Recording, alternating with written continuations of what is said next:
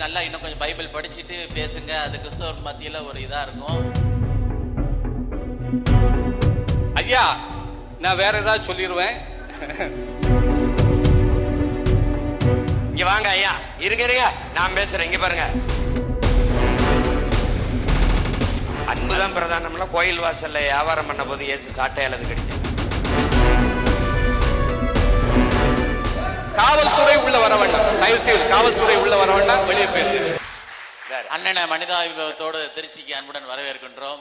வயதில் மூத்தவர் என்பதோடு கூட அண்ணனை வரவேற்கின்றோம். நீங்க ஒரு வீடியோல எங்க பேசிங்க தெரியல, ஒரு இடத்துல பேசிங்க, அது வாட்ஸ்அப்ல கிறிஸ்தவர் மத்தியில பரவி. அதாவது என்ன அப்படின்னா, பவுலடியார் கிறிஸ்துவுக்கு முன்பாக பல 100 ஆண்டுகளுக்கு முன்பதாக அவரு அப்படின்னு சொல்லி பேசுறீங்க. அப்ப என்ன கிறிஸ்தவர் மத்தியில அவங்க எல்லாம் சொல்றாங்கன்னா, கிறிஸ்துவுக்கு அப்புறம் தான் பவுலடியார் வராரு. அப்ப இந்த மாதிரி அதை திரும்ப திரும்ப போட்டு உங்களை கொஞ்சம் டிஸ்கரேஜா பேசுறாங்க. அதுக்காக தான் நான் சொல்றேன், தயவுசெய்து நல்லா இன்னும் கொஞ்சம் பைபிள் படிச்சுட்டு பேசுங்க. அது கிறிஸ்தவர் மத்தியில ஒரு இதா இருக்கும்.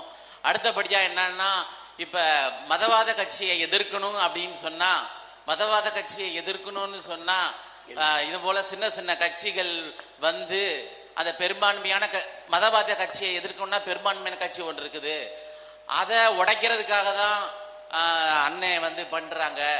அப்புறம் இப்ப புதுசு புதுசா வந்தவங்க எல்லாம் உங்களுக்கு தெரியும், எதையும் பேர் ஊர் சொல்ல முடியாது, அவங்க எல்லாம் இப்ப வந்திருக்கிறாங்க. ஆக மொத்தம் பெரும்பான்மையா கிறிஸ்தவர்களுக்கு விரோதமா அப்படி இருக்கிறதுக்காக அதனாலதான் சின்ன சின்ன கட்சிகளை எழுப்பி விடுறாங்க அப்படின்னு சொல்லி இப்படி ஒரு இது வருது. இதை பற்றியதான ஒரு தெளிவான விளக்கத்தை அண்ணன் தரும்படி கேட்டுக்கொள்கிறேன். சரி, அதுக்கு தான் நான் பதில் சொன்னேன். ஐயா, நான் வேற ஏதாவது சொல்லிடுவேன். அதாவது விவாதம் பண்ற இல்ல அதுதான் நான் சொன்னேன், உங்களுக்கு பதில் தான் நான் சொன்னேன். யாரு?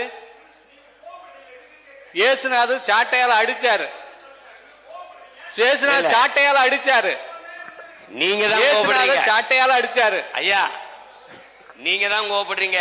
இங்க பாருங்க, இங்க பாருங்க ஐயா, இங்க வாங்க ஐயா, இருங்க இருங்க, நான் பேசுறேன். இங்க பாருங்க, கோபப்பட்ட அன்புதான் பிரதானம்ல. கோயில் வாசல்ல வியாபாரம் பண்ண போது இயேசு சாட்டையால் அது கடிச்சாரு. அப்படிதான் இது. ஐயா ஐயா, ஒரே நிமிஷம். இல்ல இல்ல இல்ல இல்ல இல்ல ஒரு நிமிஷம். இல்ல இல்ல ஒரு நிமிஷம், நான் பேசுற முத கேளுங்க. ஆமா ஆமா, அதே மாதிரிதான். ஆமா,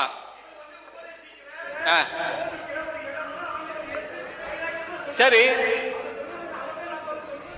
இல்ல இல்ல, நான் என்ன சொல்ல வரேன்னா, கொஞ்சம் கொஞ்சம் கவனிங்க, கொஞ்சம் கவனிங்க. கூட்டத்தை ஐயா,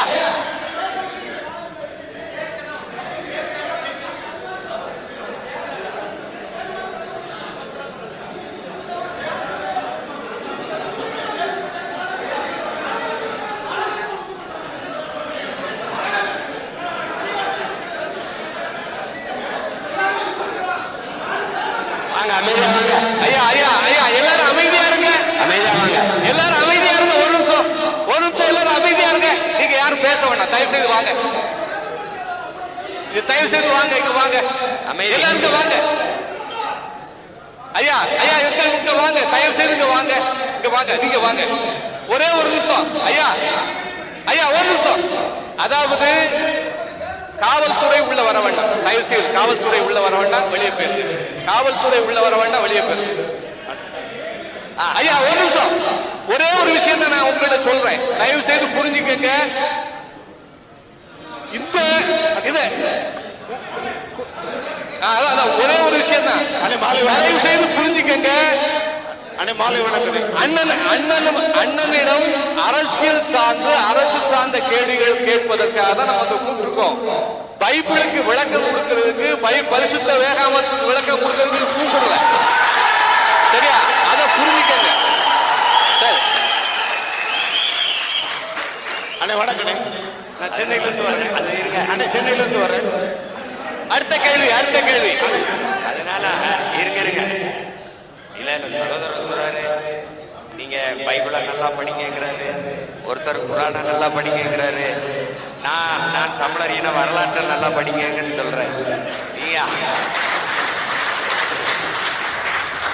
இந்த நாட்டுக்கும் மக்களுக்கும் தேவையான அரசியல் எது?